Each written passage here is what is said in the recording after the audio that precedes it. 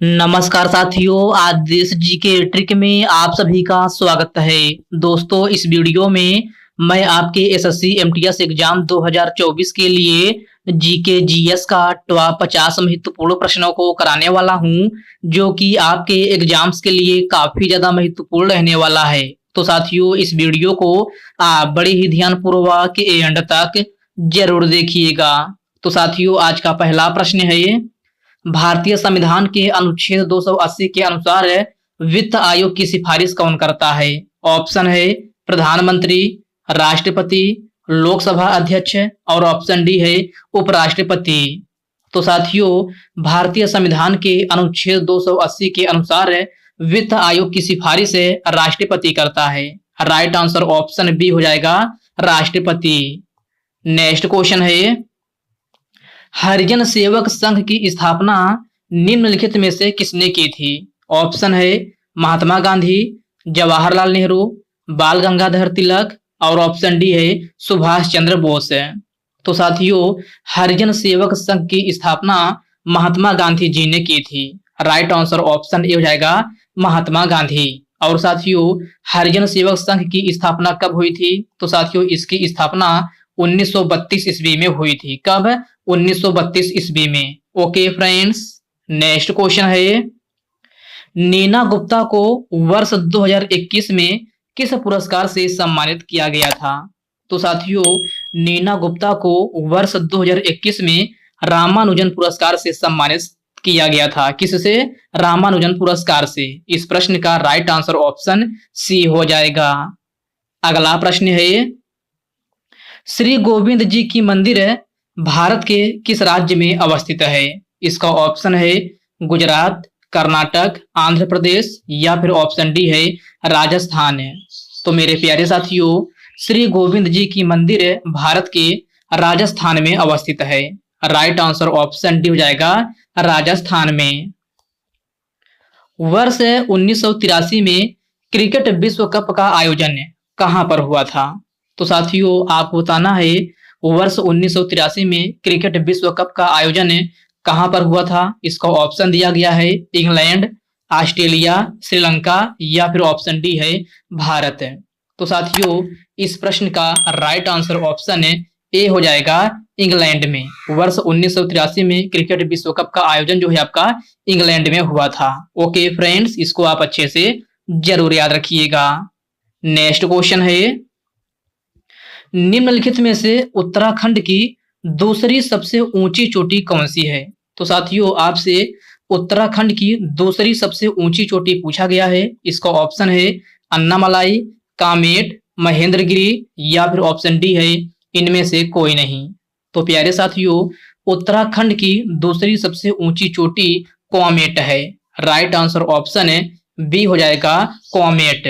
Okay friends, next question है, blue umbrella नामक पुस्तक के लेखक या लेखिका कौन है?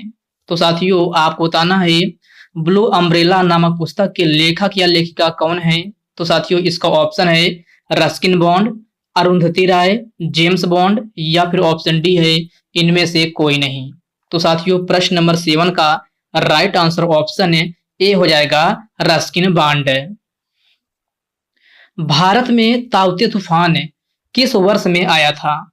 तो साथियों, यह क्वेश्चन आपकी प्रीवियस ईयर के एसएससी एमटीएस के ही प्रीवियस ईयर में पूछा गया क्वेश्चन है कि भारत में ताउते तूफान जो है किस वर्ष में आया था। इसका ऑप्शन है 2018 में, 2019 में, 2021 या फिर ऑप्शन डी है 2022 में। तो साथियों, भारत में ताउते तूफान जो है आपका ये है 2021 ईस्वी में आया था। कब?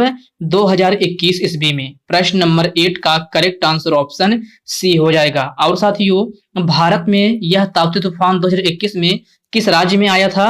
तो साथियों, यह आपका गुजरात राज्य में आया था। कहाँ? गुजरात राज्य में। ओके फ्रेंड्स, क्लियर है। चलिए बढ़ते हैं नेक्स्ट क्वेश्चन की ओर। नेक्स्ट क्वेश्चन आपसे पूछा गया है, गेहूं के उत्पादन में भारत का विश्व में कौन सा स्थान है? तो साथियों, गेहूं के उत्पादन में भारत का विश्व में दूसरा स्थान है। राइट आंसर ऑप्शन बी हो जाएगा, दूसरा। कॉमनवेल्थ गेम 2022 में भारत तोलन में गोल्ड मेडल किसने जीता है? चिराग सात्विक, रवि कुमार दहिया, विश्वनाथ आनंद या फिर ऑप्शन डी है मीराबाई चानू। तो साथियों कॉमनवेल्थ गेम 2022 भारत तोलन में गोल्ड मेडल जो है आपका ये है मीराबाई चानू ने जीता है। किसने? मीराबाई चानू ने। प्रश्न नंबर 10 का करेक्ट आंसर ऑप्शन डी बन जाएगा। ओके फ्रेंड्स, अगला प्रश्न है चरकुला नृत्य रूप निम्नलिखित में से किस राज्य से संबंधित है? आंध्र प्रदेश, गुजरात, उत्तर प्रदेश या फिर ऑप्शन डी है महाराष्ट्र। तो मेरे प्यारे साथियों चरकुला नृत्य रूप जो है आपका ये है उत्तर प्रदेश राज्य से संबंधित है। राइट आंसर ऑप्शन सी हो जाएगा उत्तर प्रदेश।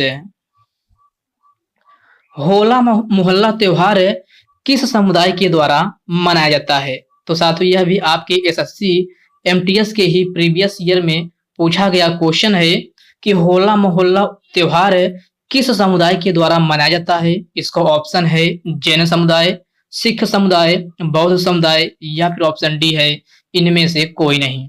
तो साथियों इस प्रश्न का राइट आंसर ऑप्शन बी हो जाएगा सिख समुदाय। होला मोहल्ला त्योहार जो है आपका ये है सिख समुदाय के द्वारा मनाया जाता है। ओके फ्रेंड्स, इसको आप अच्छे से जरूर ध्यान में रखिएगा। चलिए बढ़ते हैं नेक्स्ट क्वेश्चन की ओर।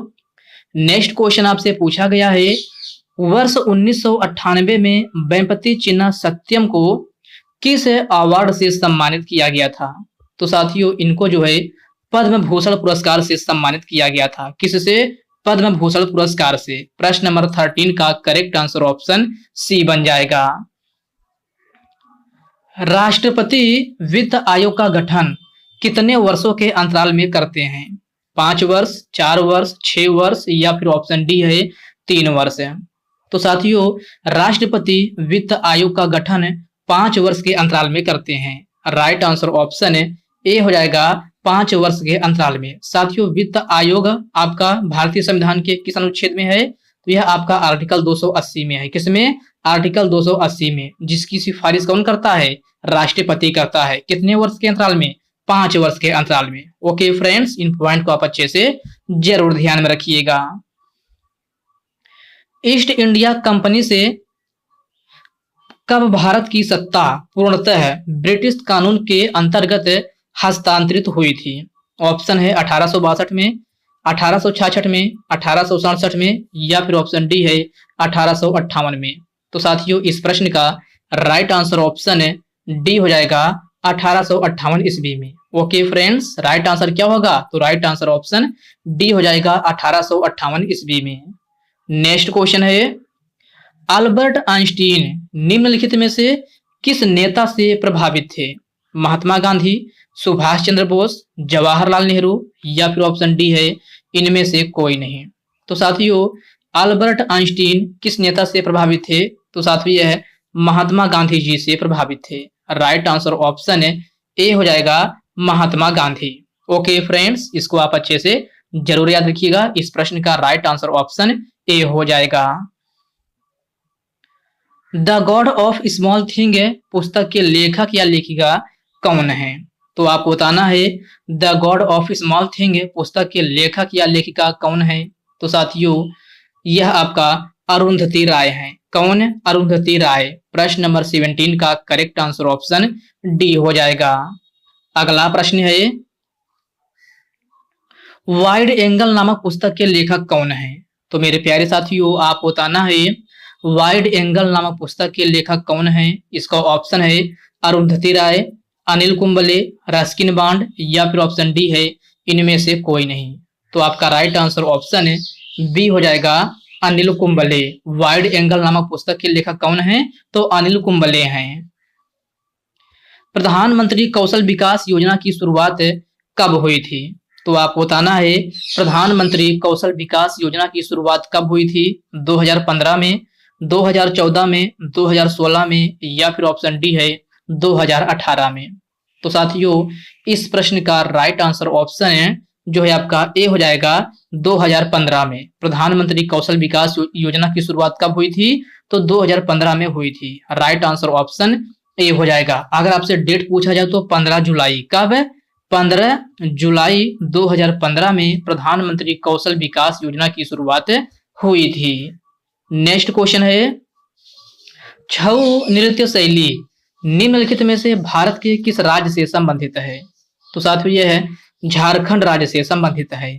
राइट आंसर ऑप्शन डी हो जाएगा झारखंड। शोभना नारायण का संबंध है किस शास्त्रीय लोक की नृत्य शैली से है? कुचिपुड़ी, भरतनाट्यम, कथक या फिर कथकली।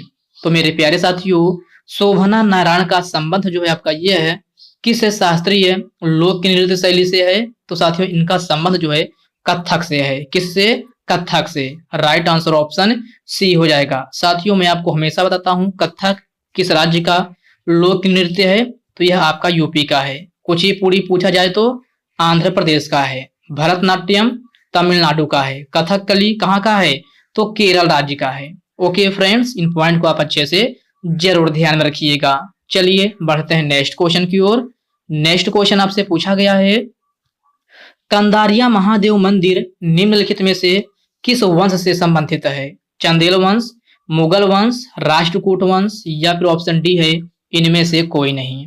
तो प्यारे साथियों, कंदारिया महादेव मंदिर चंदेल वंश से संबंधित है। राइट आंसर ऑप्शन ए हो जाएगा चंदेल वंश। नेल्लापट्टू पश्चिम बिहार भारत के किस राज्य में स्थित है? तो सभी साथी बताएंगे कि नेल्लापट्टू पश्चिम बिहार भारत के किस राज्य में स्थित है। इस प्रश्न का ऑप्शन है हरियाणा, राजस्थान, गुजरात और ऑप्शन डी है आंध्र प्रदेश। तो मेरे प्यारे साथियों, नेल्लापट्टू पश्चिम बिहार जो है आपका यह है भारत के किस राज्य में अवस्थित है? तो साथियों यह आपका आंध्र प्रदेश में अवस्थित है। राइट आंसर ऑप्शन डी हो जाएगा आंध्र प्रदेश में। निम्नलिखित में से सबसे बड़ा लैंडलॉक बंदरगाह कौन सा है? तो आपको बताना है कि सबसे बड़ा लैंडलॉक बंदरगाह कौन सा है। तो साथियों यह आपका विशाखापट्टनम है। राइट आंसर ऑप्शन बी हो जाएगा विशाखापट्टनम। वर्ष 2021 का आईसीसी T20 विश्व कप किसने जीता है? ऑस्ट्रेलिया, भारत, इंग्लैंड या फिर पाकिस्तान। तो आपका राइट आंसर ऑप्शन ए हो जाएगा ऑस्ट्रेलिया। वर्ष 2021 का आईसीसी T20 विश्व कप किसने जीता है? तो ये साथियों आपका ऑस्ट्रेलिया ने जीता है। प्रश्न नंबर 25 का राइट आंसर ऑप्शन ए हो जाएगा। अगला प्रश्न है, गौतम बुद्ध को ज्ञान की प्राप्ति कहाँ हुई थी? सारनाथ, तक्षशिला, बोधगया या फिर गुरुग्राम। तो साथियों गौतम बुद्ध को ज्ञान की प्राप्ति कहाँ हुई थी? तो साथियों ये आपका बोधगया में हुई थी। कहाँ? बोधगया में। प्रश्न नंबर 26 का राइट आंसर ऑप्शन सी हो जाएगा बोधगया। ओके फ्रेंड्स, क्लियर है। चलिए बढ़ते हैं नेक्स्ट क्वेश्चन की ओर। नेक्स्ट क्वेश्चन आपसे पूछा गया है, अलाउद्दीन खिलजी ने मंगोलों से रक्षा के लिए कौन सा शहर बनाया था? तो साथियों अलाउद्दीन खिलजी ने मंगोलों से रक्षा के लिए कौन सा शहर बनाया था? तो साथियों ये आपका राइट आंसर ऑप्शन है ए हो जाएगा सीरी शहर। ओके फ्रेंड्स, इसको आप अच्छे से जरूर ध्यान में रखिएगा। अगला प्रश्न है, निम्नलिखित में से किन दो राज्यों की साक्षरता दर सबसे अधिक है? आपको क्रमशः बताना है कि क्रमशः किन दो राज्यों की साक्षरता दर सबसे अधिक है। ऑप्शन है केरल और मिजोरम, केरल और तमिलनाडु, महाराष्ट्र और मिजोरम और ऑप्शन डी है इनमें से कोई नहीं। तो साथियों सबसे ज्यादा साक्षरता दर तो सबसे पहले आपका केरल राज्य की है, उसके बाद किसकी है? तो मिजोरम की है। किसकी? मिजोरम की। तो केरल और मिजोरम किस ऑप्शन में है? यह आपका ऑप्शन ए में है। तो प्रश्न नंबर 28 का राइट आंसर ऑप्शन है ए हो जाएगा केरल और मिजोरम। ओके फ्रेंड्स, इसको आप अच्छे से जरूर याद रखिएगा। कथक शास्त्रीय लोक की नृत्य शैली किस राज्य से संबंधित है? राजस्थान, केरल, कर्नाटक या फिर उत्तर प्रदेश है। तो आपका राइट आंसर ऑप्शन है डी हो जाएगा उत्तर प्रदेश है। कथक शास्त्रीय लोक की नृत्य शैली किस राज्य की है? तो साथियों यह आपका उत्तर प्रदेश की है। फतेहपुर सीकरी का स्थापना निम्नलिखित में से किसने किया था? अकबर, शाहजहां, अशोक या फिर चंद्रगुप्त मौर्य। तो साथियों फतेहपुर सीकरी की स्थापना जो है आपका अकबर ने किया था। किसने? अकबर ने। प्रश्न नंबर 30 का करेक्ट आंसर ऑप्शन ए बन जाएगा। अगला प्रश्न है, नीति आयोग की शुरुआत कब हुई थी? तो सभी साथी बताएंगे कि नीति आयोग की शुरुआत कब हुई थी? इसका ऑप्शन है 2016 में, 2018 में, 2015 में या फिर ऑप्शन डी है 2017 में। तो साथियों नीति आयोग की शुरुआत जो है आपका यह है कब हुई थी? तो 2015 ईस्वी में हुई थी। राइट आंसर ऑप्शन सी हो जाएगा 2015 में। और साथियों अगर आपसे डेट पूछा जाए तो 1 जनवरी, कब? 1 जनवरी 2015 ईस्वी में नीति आयोग की शुरुआत हुई थी। तो इस पॉइंट को आप अच्छे से जरूर ध्यान रखिएगा, ये डेट भी याद रखिएगा, 1 जनवरी और सन आपका 2015 है। अगला प्रश्न है, पीवी सिंधु ने 2022 के राष्ट्रमंडल खेल में कौन सा पदक जीती थी? रजत पदक, कांस्य पदक, स्वर्ण पदक या फिर ऑप्शन डी है इनमें से कोई नहीं। तो साथियों पीवी सिंधु ने 2022 के राष्ट्रमंडल खेल में कौन सा पदक जीती थी? तो साथियों ये आपका स्वर्ण पदक जीती थी। राइट आंसर ऑप्शन है सी हो जाएगा स्वर्ण पदक है। दिल्ली सल्तनत की पहली महिला शासिका कौन थी? तो आपको बताना है दिल्ली सल्तनत की पहली महिला शासिका कौन थी? तो मेरे प्यारे साथियों यह आपका रजिया सुल्तान थी। राइट आंसर ऑप्शन है बी हो जाएगा रजिया सुल्तान है। वर्ष 2022-23 में भारत का जीडीपी में क्या स्थान रहा है? तो साथियों आपको बताना है कि वर्ष 2022-23 में भारत का जीडीपी में क्या स्थान रहा है? तो साथियों यह आपका 5वां स्थान पर रहा है। राइट आंसर ऑप्शन डी हो जाएगा 5वां स्थान है। अगला प्रश्न है, झारखंड में कौन सी घाटी स्थित है? तो आपको बताना है झारखंड में कौन सी घाटी स्थित है? पारसनाथ घाटी, तैमार घाटी, ए और बी दोनों या फिर ऑप्शन डी है इनमें से कोई नहीं। तो मेरे प्यारे साथियों झारखंड में पारसनाथ घाटी, तैमार घाटी ये दोनों घाटियां कहाँ हैं? तो आपका झारखंड में है। तो प्रश्न नंबर 36 का राइट आंसर ऑप्शन सी हो जाएगा ए और बी दोनों। भारतीय संविधान का अनुच्छेद 50 किससे संबंधित है? तो सभी साथी बताएंगे कि भारतीय संविधान का अनुच्छेद 50 किससे संबंधित है? इसका ऑप्शन है राष्ट्रपति शासन, वित्तीय आपात, न्यायपालिका और कार्यपालिका का पृथक्करण या फिर ऑप्शन डी है पर्यावरण संरक्षण। तो साथियों भारतीय संविधान का अनुच्छेद 50 जो है न्यायपालिका और कार्यपालिका के पृथक्करण से है। राइट आंसर ऑप्शन है सी हो जाएगा न्यायपालिका और कार्यपालिका का पृथक्करण से। ओके फ्रेंड्स इसको आप अच्छे से जरूर याद रखिएगा। साथियों वित्तीय आपात आपका भारतीय संविधान के किस अनुच्छेद में है? तो यह आपका अनुच्छेद 360 में है। पर्यावरण संरक्षण किस में है? तो यह आपका अनुच्छेद 48 में है।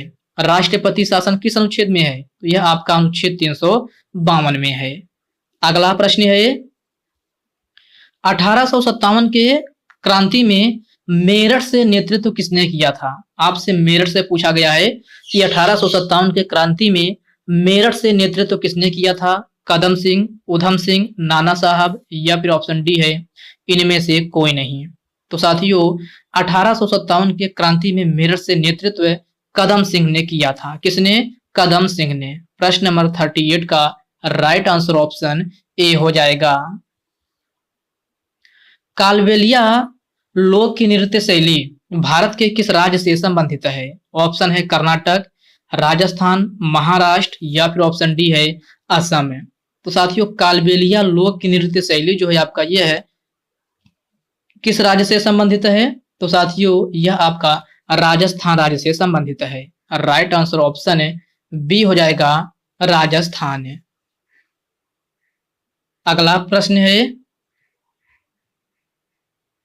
प्लासी के युद्ध का नेतृत्व निम्नलिखित में से किसने किया था?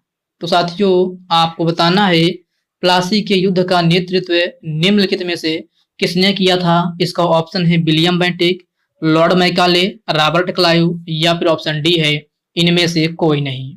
तो साथियों प्लासी के युद्ध का नेतृत्व जो है आपका यह है रॉबर्ट क्लाइव ने किया था। राइट आंसर ऑप्शन है सी हो जाएगा रॉबर्ट क्लाइव। साथियों प्लासी का युद्ध कब हुआ था? तो आपका प्लासी का युद्ध 23 जून, कब? 23 जून 1757 ईस्वी में आपका प्लासी का युद्ध लड़ा गया था, जिसका नेतृत्व किसने किया था? तो रॉबर्ट क्लाइव ने किया था। डेविस कप निम्नलिखित में से किस खेल से संबंधित है? तो सभी साथी बताएंगे कि डेविस कप निम्नलिखित में से किस खेल से संबंधित है? ऑप्शन है टेनिस, शतरंज, हॉकी या फिर ऑप्शन डी है कबड्डी। तो साथियों डेविस कप जो है आपका टेनिस खेल से संबंधित है। किससे? टेनिस खेल से। प्रश्न नंबर 41 का राइट आंसर ऑप्शन ए बन जाएगा।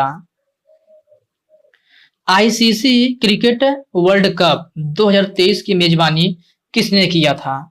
तो आपको बताना है आईसीसी क्रिकेट वर्ल्ड कप 2023 की मेजबानी किसने किया था? ऑप्शन है ऑस्ट्रेलिया,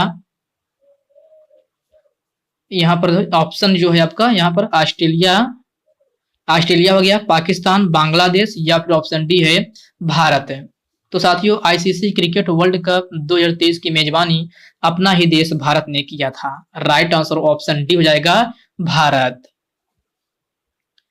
निम्नलिखित में से भारत की सबसे ऊंची चोटी कौन सी है? तो आपसे पूछा गया है निम्नलिखित में से भारत की सबसे ऊंची चोटी कौन सी है? इसका ऑप्शन है कंचनजंगा, माउंट एवरेस्ट, माउंट थुल्लर या फिर ऑप्शन डी है इनमें से कोई नहीं। तो साथियों भारत की सबसे ऊंची चोटी आपसे पूछा गया है, तो भारत की सबसे ऊंची चोटी जो है आपका कंचनजंगा है।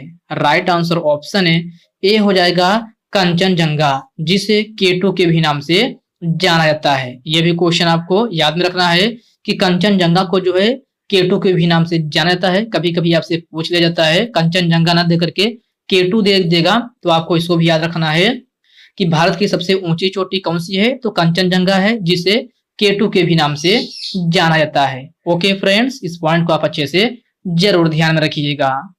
अगला प्रश्न है प्लासी का युद्ध कब हुआ था? तो आपको बताना है प्लासी का युद्ध कब हुआ था। इसका ऑप्शन है 1762 में, 1756 में, 1757 में या फिर ऑप्शन डी है 1767 में। तो साथियों प्लासी का युद्ध जो है आपका कब हुआ था? तो साथियों ये 45 नंबर का क्वेश्चन आपके लिए होमवर्क के रूप में है। सभी साथी इसका आंसर कमेंट बॉक्स में कमेंट करके बताएंगे कि प्लासी का युद्ध जो है आपका यह है कब हुआ था। इसका ऑप्शन आपका ये है 4 ऑप्शन, इसमें से आपको सही आंसर बताना है। सभी साथी इसका आंसर कमेंट बॉक्स में कमेंट करके जरूर बताएंगे। तो साथियों आज के इस वीडियो में बस इतने प्रश्न। साथियों इस वीडियो मैंने आपको पूरे 45 क्वेश्चन कराया है। तो साथियों यह वीडियो आपको कैसी लगी आप कमेंट बॉक्स में कमेंट करके अपना फीडबैक जरूर दीजिएगा। और साथियों यह वीडियो आपके लिए थोड़ा भी हेल्पफुल लगा हो तो इस वीडियो को लाइक कर दीजिए, अपने साथियों के साथ शेयर कीजिए। फ्रेंड्स अभी तक आप चैनल को सब्सक्राइब नहीं किए हैं तो आप जो है चैनल को सब्सक्राइब करके बेल आइकन को जरूर से जरूर प्रेस कर लीजिएगा। तो चलिए साथियों इसी के साथ हम मिलते हैं किसी नेक्स्ट वीडियो में। तब तक के लिए जय हिंद दोस्तों।